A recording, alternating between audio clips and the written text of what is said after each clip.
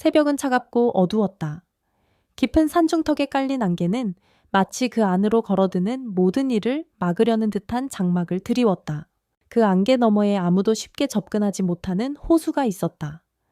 마을 사람들은 그 호수를 오래전부터 용의 호수라 불렀다. 호수 밑바닥은 사람 키로는 가늠할 수 없을 만큼 깊고 전설에 따르면 그곳에 용이 잠들어 있다고 했다. 이 전설이 사실인지 아닌지는 알 수 없었지만 마을 사람들은 호수를 금기처럼 여겨 가까이 가지 않았다.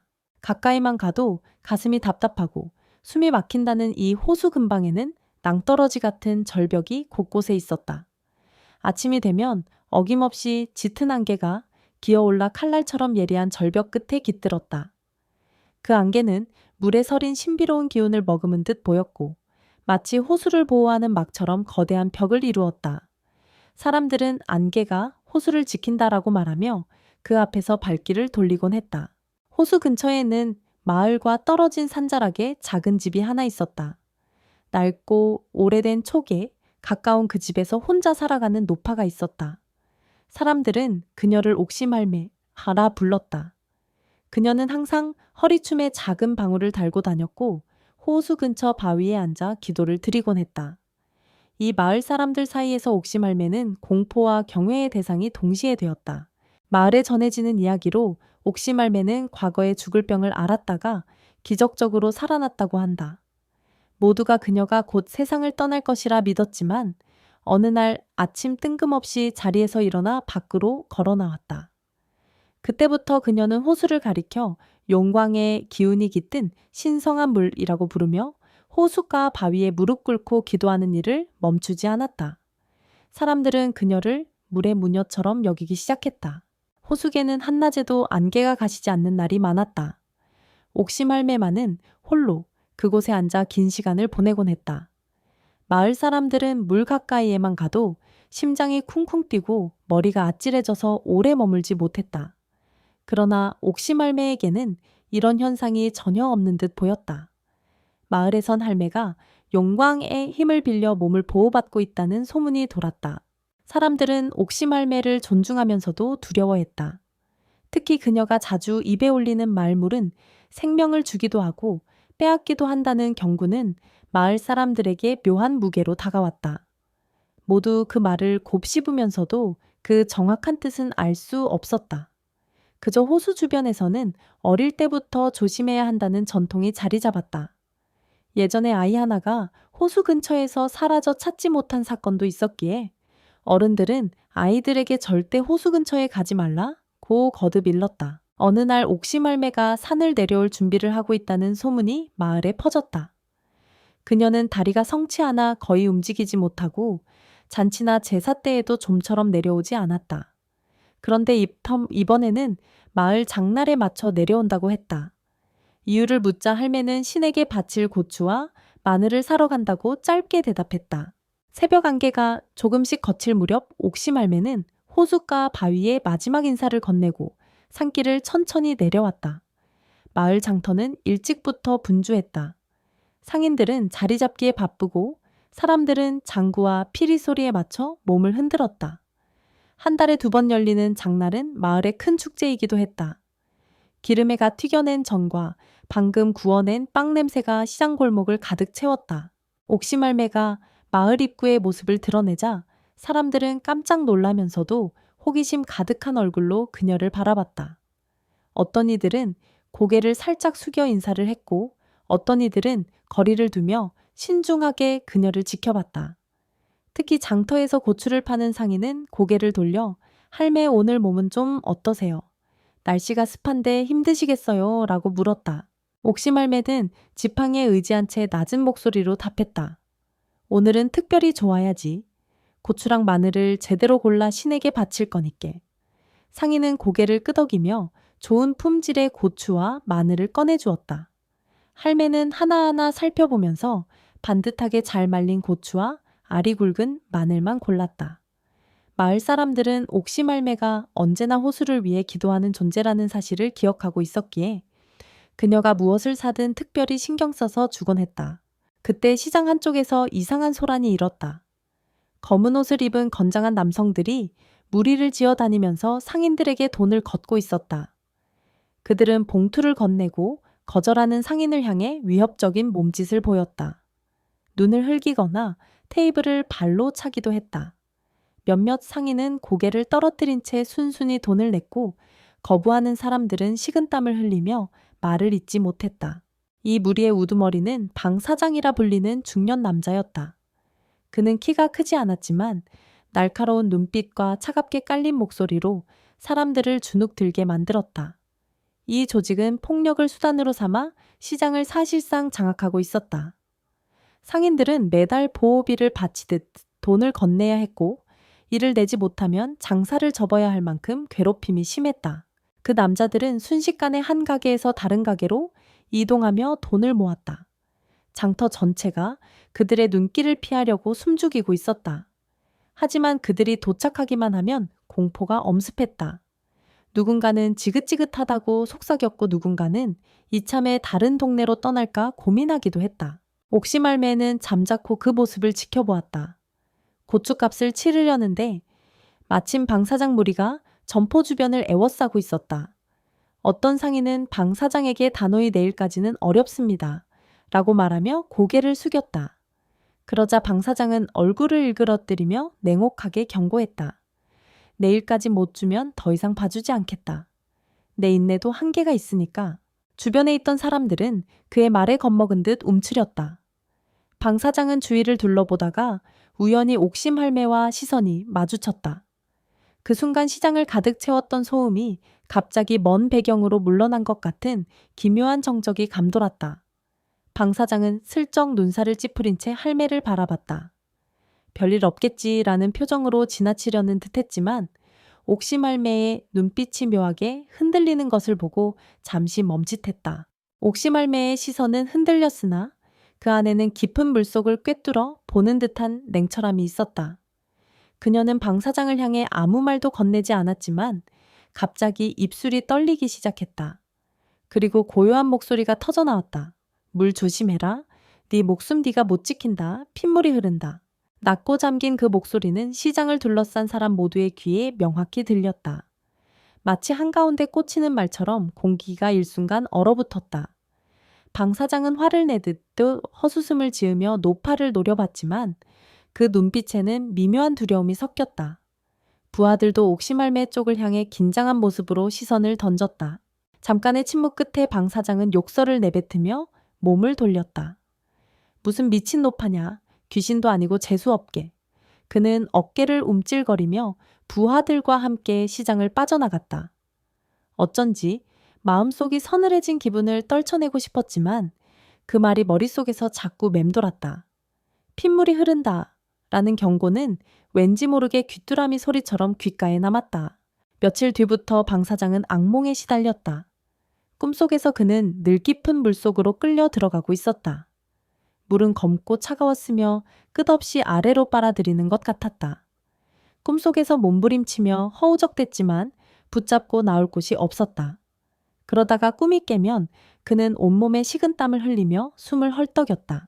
밤마다 이런 일이 반복되자 방 사장은 옥심 할매가 자신에게 저주를 걸었다고 확신하게 되었다. 그는 부하들을 시켜 옥심 할매가 어디 사는지 조사하게 했다. 몇몇 부하들은 산길 중턱에서부터 짙은 안개와 울음소리를 듣고 겁에 질려 돌아왔다고 보고했다. 방 사장은 그 말을 미신으로 치부하며 화를 냈다. 귀신이 있으면 내가 손목을 내주마. 내가 직접 가서 그 노파를 만나 해결하겠다. 장마철이 겹쳐 산길이 미끄러운 때였다. 방 사장은 권총을 챙겨 차를 몰고 나섰다. 빗물에 젖은 길은 자갈과 흙이 뒤엉켜 곳곳이 위험했다. 게다가 안개가 너무 짙어 시야를 가리는 상황이 계속됐다.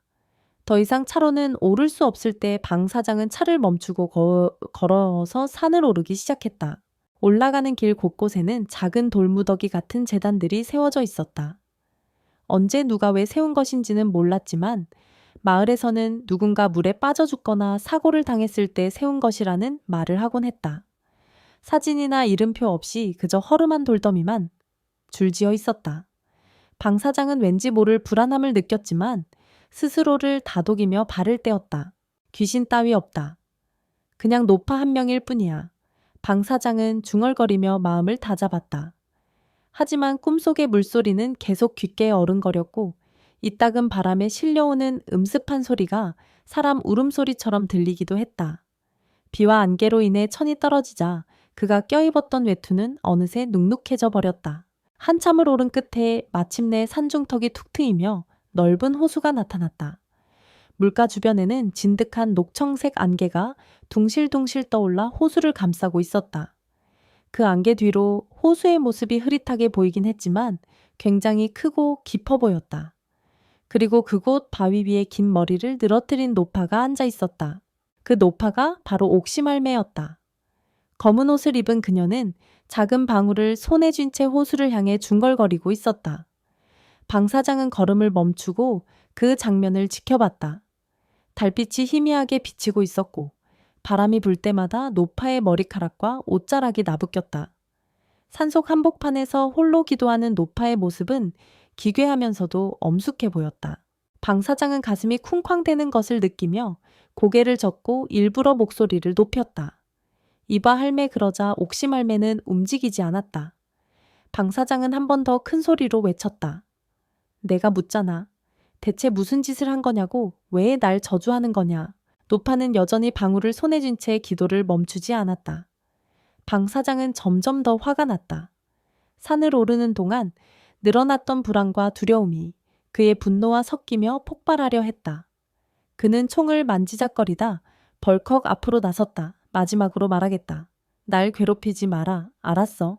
그때 옥시말매가 기도를 멈추고 천천히 방 사장을 향해 고개를 돌렸다. 달빛이 비친 그녀의 얼굴에는 깊은 주름과 함께 얼음같이 차가운 눈빛이 서려 있었다. 방 사장은 순간 움찔했지만 곧 억지로 자신의 분노를 내세워 그 눈빛을 뿌리치려 했다. 헛소리하더니 이젠 대답도 안 해 방 사장은 옥시말매의 뺨을 밀치듯 손바닥으로 때렸다. 그 순간 새벽 공기가 잠시 멎은 듯 고요가 내려앉았다. 호수의 물결조차 멎은 듯 보였다. 옆으로 고개가 휘청였던 옥시말매는 붉은 눈물을 한 줄 흘렸다. 그 눈물은 바위 위로 뚝 떨어져 마치 핏방울 같은 흔적을 남겼다.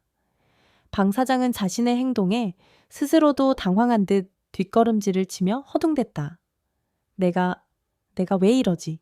그는 혼잣말을 중얼거리며 아까까지 가졌던 배짱이 일시에 무너지는 기분을 느꼈다. 안개 속에서 옥시말매는 아무 말도 하지 않았다.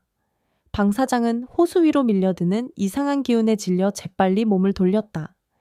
등 뒤에서 무언가가 손을 뻗어 자신을 잡아챌 것만 같았다. 그는 비틀거리며 달아나듯 산길을 내려갔다. 발이 미끄러져 몇 번 넘어지고 진창에 신발이 빠지기도 했지만 뒤를 돌아볼 수조차 없었다. 차에 겨우 도착해서 시동을 건 뒤 마을로 돌아오는 길 내내 방 사장은 핸들을 쥔 손을 떨었다. 분명 산에 오를 때는 그저 노파 하나를 찾으러 간다며 큰 소리 쳤는데 지금은 마치 깊은 악몽 속에 갇힌 사람처럼 혼란스러웠다. 이미 오래전에 알고 있던 무언가가 들춰진 기분이었다. 며칠이 지나자 방 사장의 삶은 점점 기괴하게 꼬여 들어갔다. 작은 문제들이 연이어 터졌다. 거래처에서 갑자기 계약을 취소하거나 중요한 문서가 분실되는 일이 계속 벌어졌다. 사업장에서도 사고가 잦아 부하들은 그를 비난하기 시작했다. 예전 같으면 호통으로 모두를 제압할 수 있었지만 지금의 방 사장은 마음 한구석이 계속 흔들려 도무지 집중이 되지 않았다. 밤이면 여전히 끔찍한 악몽에 시달렸다. 물속으로 빨려 들어가는 느낌은 더욱 선명해져 숨이 막히고 폐가 쪼여드는 기분을 그대로 느꼈다. 물결은 그를 칭칭 감아 올렸고 꿈속 어딘가에서 물은 생명을 주기도 하고 생명을 빼앗기도 한다는 옥시말매의 목소리가 울렸다. 깨어나면 목이 바싹 말라 설라 있었고 온몸에서 식은땀이 흘렀다. 자연스레 그는 물을 두려워하게 되었다. 샤워조차거리며 물소리를 듣기만 해도 가슴이 두근댔다. 사업은 엉망이 되어가고 가족도 그가 점차 불안정해지자 등을 돌렸다. 아내는 아이들을 데리고 친정으로 떠났고 집에는 술병과 너저분한 서류만 남았다. 방 사장은 술에 점점 의존했다. 술에 취해야 잠시라도 물소리를 잊을 수 있었다. 날이 갈수록 부하들도 하나둘 떠나갔다. 남아있는 이들마저도 그를 두려워하기보다 정신이 나간 사람처럼 여겼다. 어느 날 방 사장은 자신이 키우던 조직원들에게 다시 산에 올라가 그 노파를 없애야 한다고 고래고래 소리쳤다. 하지만 아무도 선뜻 나서지 않았다. 산길은 위험했고 검은 안개 속에서 들렸다는 괴이한 울음음 소리는 부하들을 더욱 겁먹게 만들었다. 설상가상으로 방 사장의 아들이 마약 소지 혐의로 경찰에 구속된 일이 터졌다. 방 사장은 사실을 부정하고 싶었지만 이미 경찰이 증거를 확보한 상태였다. 분노에 차 경찰서로 달려갔지만 누구도 그의 말에 귀를 기울여 주지 않았다. 손발이 풀린 듯 주저앉은 방 사장은 이게 다 그 늙은 할매 때문이야 라고 낮게 중얼거렸다. 그러나 마음 깊은 곳에서는 스스로도 깨닫고 있었다. 자신이 저질러온 행위들, 다른 이들의 삶을 짓밟고 폭력을 행사하며 돈을 뜯었던 그 수많은 업보가 이제 되돌아오고 있다는 사실을. 하지만 그 깨달음조차 미움과 집착 속에 휩쓸려 제대로 된 후회로 이어지지 못했다. 절망이 커지자 방 사장은 극단적인 충동에 휩싸였다. 손목을 그어보기도 하고 대량의 약을 삼키기도 했지만 번번이 구출되어 병원 침대에 다시 누워야 했다. 깨어날 때마다 악몽이 지속되었고 물소리는 더욱 선명하게 귀를 파고들었다. 마음은 혼란스러웠지만 한 가지는 명확하게 떠올랐다. 옥시말매에게 가야 한다. 그녀에게 용서를 구해야 이 지옥에서 벗어날 수 있다. 주치의가 정신과 입원이 필요합니다. 심각한 우울증과 정신증 증세가 보입니다라고 말했지만 방 사장은 귀를 기울이지 않았다. 그저 나를 다시 그 산에 보내달라. 그래야 살아날 수 있다고 반복했다. 의사는 점점 방 사장을 이해할 수 없다며 고개를 저었고 약물 처방을 늘렸지만 효과는 미미했다. 결국 어느 밤 방 사장은 병실 창문에 커튼을 찢어 묶은 뒤 탈출했다. 그는 맨발로 병원 담장을 넘어 길가를 헤매다가 버스 정류장을 발견했다. 뒷주머니에 남아있던 동전 몇 개를 모아 버스에 올랐고 그 길로 곧장 마을 근처까지 갔다. 승객이 거의 없는 버스 창밖으로 보이는 풍경이 점차 도시 빌딩에서 논밭으로 바뀌자 그는 희미하게 마음이 가라앉는 느낌을 받았다. 이제 곧 끝이 나겠지. 그 말은 체념 같기도 했고 신락 같은 희망 같기도 했다. 버스에서 내려 산길에 들어서자 다른 구름 뒤에 가려 희미한 빛만 내뿜고 있었다. 방 사장은 전과 달리 빠르게 달려가지 않았다. 그저 무거운 발걸음으로 한 걸음씩 걸었다. 길가에 핀 들꽃이나 작은 풀벌레 소리마저도 그의 눈과 귀에 선명히 들어왔다.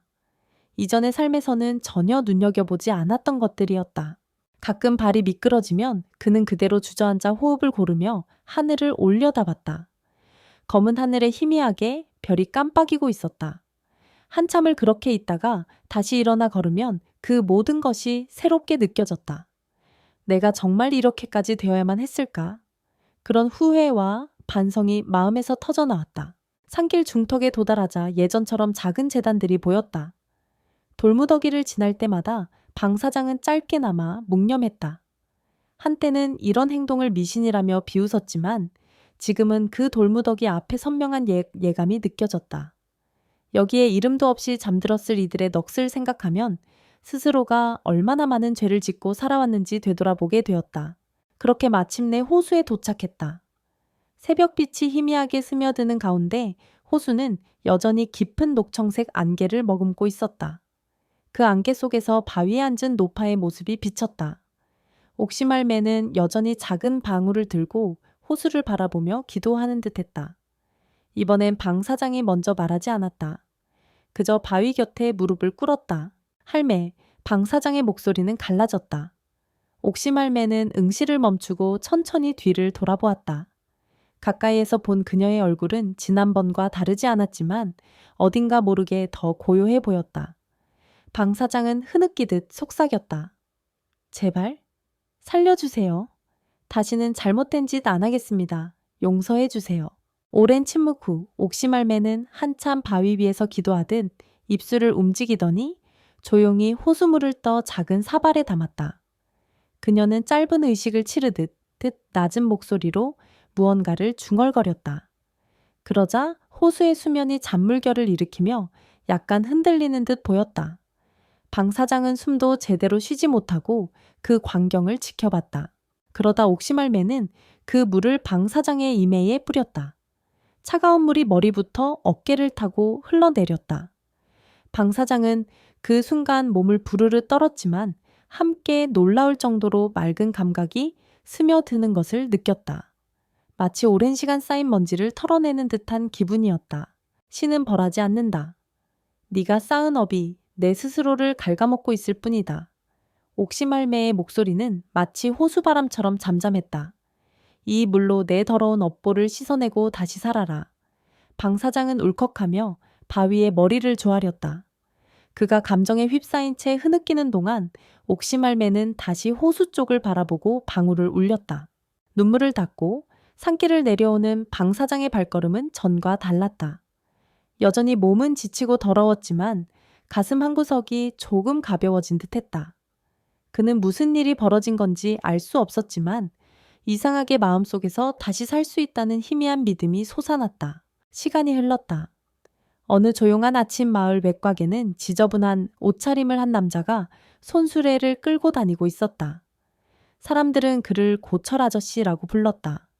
잡동산이나 폐품을 주워 생계를 잇는 듯 했는데 항상 이른 새벽부터 부지런히 움직였다. 그의 얼굴은 한때 무시무시한 조직을 이끌었던 두목이라는 사실이 도무지 상상되지 않을 정도로 편안해 보였다. 그는 작은 오두막에서 살았다. 낡은 이불과 몇 벌 안 되는 옷 그리고 허름한 식기 외에는 별다른 재산이 없었다. 하지만 고철 아저씨의 얼굴에는 옅은 미소가 깃들어 있었다. 마을 사람들도 그가 크게 해코지하지 않는다는 사실을 알고는 시간이 지날수록 자연스럽게 그를 받아들였다.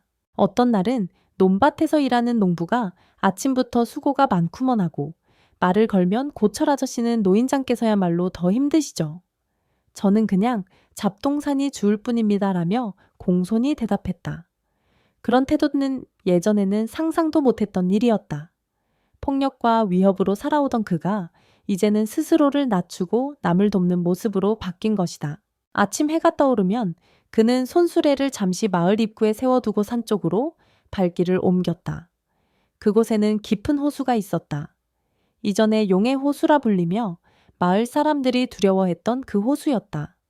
안개는 여전히 희미하게 피어올랐고 차가운 물빛이 고요히 펼쳐져 있었다. 옥시말매는 이제 자주 보이지 않았지만 고철 아저씨는 늘 그 호숫가에 잠시 멈춰서서 머리를 숙였다. 오늘도 감사합니다. 잘 살겠습니다. 그는 아주 낮은 목소리로 중얼거렸다. 그 말에는 어느새 진심이 실려 있었다. 그리고 호흡을 고르게 가다듬은 뒤 천천히 마을로 되돌아갔다. 사람들은 가끔 수군댔다. 저 사람 예전에는 조직 두목이었다고 하지 않았나 설마. 지금은 그렇게 안 보이는데 정말 착하게 고철 모으면서 살아가더라. 누구도 확실한 정보를 가진 이는 없었지만 그런 소문은 어느새 점차 잦아들었다. 고철 아저씨가 보여주는 성실함과 조용한 태도가 사람들의 경계를 누그러뜨렸기 때문이다. 간혹 밤이 깊어지면 그도 여전히 잠에서 깨어 식은땀을 흘리는 날이 있었다. 예전 기억이 악몽처럼 되살아나 가슴이 뛰고 눈앞에 어른거리기도 했다. 하지만 그럴 때마다 그는 바닥에 앉아 자신이 지금 어떤 길을 걸어가고 있는지를 되새겼다. 이제 나는 폭력을 버렸고 이 마을에서 작은 선행이라도 하며 살아간다. 그렇게 마음을 다잡으면 이내 고요가 찾아왔다. 어느 날 오후 마을 약국 앞에서 약사가 그에게 부탁했다. 산에 사시는 노인이 넘어져 다리를 다쳤는데 약을 가지러 못 온다고 하시네요. 혹시 대신 전해주실 수 있나요? 고철 아저씨는 주저없이 물론이죠 라고 대답했다. 약을 받아 산길을 오르다 보니 자연스레 그 호수를 지나치게 되었다. 석양이 지는 호숫가는 붉은 빛이 물결 위를 춤추듯 비쳤다.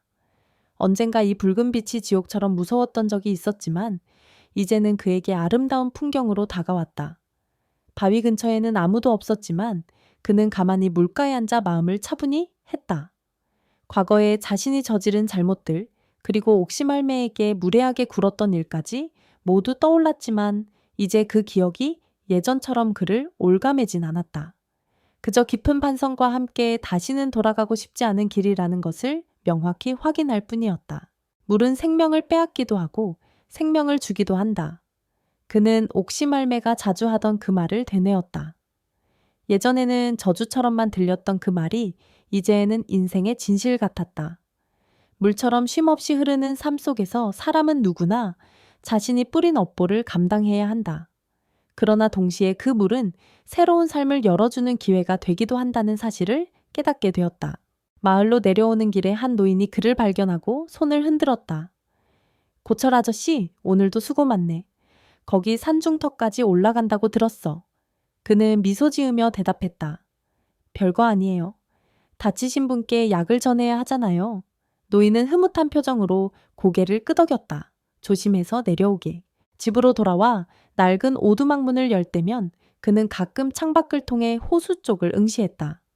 안개가 끼는 날이면 호수의 모습이 희미하게 지워졌다. 그러면 그는 앉아서 스스로에게 되뇌었다. 어둠과 공포도 결국 안개 같아. 내가 잘못된 삶을 살았을 때는 영원히 벗어날 수 없을 것 같았는데 조금씩 마음을 고쳐먹으니 이젠 희망도 생기고 호수도 달리 보이잖아. 가끔 시장에 나갈 때면 과거 방사장으로서 자신이 저지른 악행을 떠올리고 참담함을 느끼기도 했다. 하지만 이제 그는 다른 상인들에게 사소한 도움을 주거나 무거운 짐을 함께 옮겨주기도 했다. 시장 사람들은 더 이상 그를 무서워하지 않았다. 오히려 고철 아저씨 오늘도 고생하시네. 여기 물 한 모금이라도 드세요. 라며 따뜻한 마음을 건네곤 했다. 그럴 때마다 그는 속으로 내가 이런 친절을 받을 자격이 있을까 하고 생각했지만 동시에 알고 있었다. 자신이 옥시말매와 용의 호수 앞에서 진심으로 용서를 빌고 앞으로의 삶을 바르게 살아가려 노력한다면 비록 과거의 업보가 완전히 지워지진 않더라도 조금씩 덜어낼 수 있으리라고. 하루하루 시간이 지나면서 마을의 사람들과 그는 조금씩 가까워졌다. 간혹 그의 과거를 아는 이가 의심을 품기도 했지만 별다른 말 없이 지나가곤 했다. 그는 어차피 자신이 누구였는지 굳이 변명하지 않았다. 그냥 묵묵히 고철을 모으고 사람들을 돕고 때로는 어려움에 처한 이를 위해 발벗고 나섰다. 그런 일들을 통해 그는 스스로를 조금씩 회복해 나갔다. 어느 조용한 저녁 그가 오두막에 돌아와 창문을 열자 달빛이 방 안을 희미하게 밝혔다. 그는 바람에 흩어지는 밤 공기를 느끼며 문득 옥시말매의 얼굴을 떠올렸다. 신은 벌하지 않는다. 네 업이 내 스스로를 삼킨 것뿐이다. 그 말이 여전히 귓게 울렸다. 과거에 그는 그 말을 저주로만 여겼지만 이제는 그게 진실임을 알았다. 결국 사람은 자신이 감당해야 할 업을 피하지 못한다. 그걸 깨닫고 용서를 구하며 새 삶을 살아가는 길만이 스스로를 구하는 유일한 방법일지 모른다. 그 뒤로도 그는 종종 호수에 들러 잠시 머물렀다. 안개 속을 뚫고 나아가 바위 곁에 앉으면 옥시말매가 호수를 바라보던 모습이 아련히 떠올랐다. 할매는 어디에도 보이지 않았지만 왠지 호수 어딘가에서 여전히 호흡을 이어가고 있는 듯한 느낌이 들었다. 물 위에 깃든 정막은 더 이상 그를 괴롭히지 않았다. 오히려 마음을 편안하게 해주었다. 마을 어귀에선 밤이 되면 사람들이 하나둘 집으로 돌아갔다. 고철 아저씨는 언젠가 자신이 그토록 힘과 불을 손에 쥐려고 발버둥쳤던 시절을 떠올렸다. 그렇게 발버둥친 대가가 결국 자기 발목을 잡아 호수처럼 깊은 절망 속에 빠뜨렸었음을 되짚었다. 그래도 그는 그 상황에서 옥시말매를 만나 살아갈 새로운 길을 찾았다는 사실에 감사했다. 물은 여전히 생명을 주고 또한 빼앗는다. 그 호수는 예전이나 지금이나 똑같이 잔잔한 물소리를 낸다. 다만 사람의 마음이 어떠한가에 따라 그 물이 주는 의미가 달라진다는 것을 그는 알게 되었다. 두려웠던 물소리가 이제는 치유의 물결로 들린다. 그것이 바로 인간이 변화할 수 있는 증거라고 그는 믿었다. 다음 날 아침 고철 아저씨는 여느 때처럼 일찍 일어났다. 싱그러운 공기가 창문 틈으로 들어왔다. 몸을 추스르고 밖으로 나오니 하늘에는 옅은 구름이 걸려 있었다.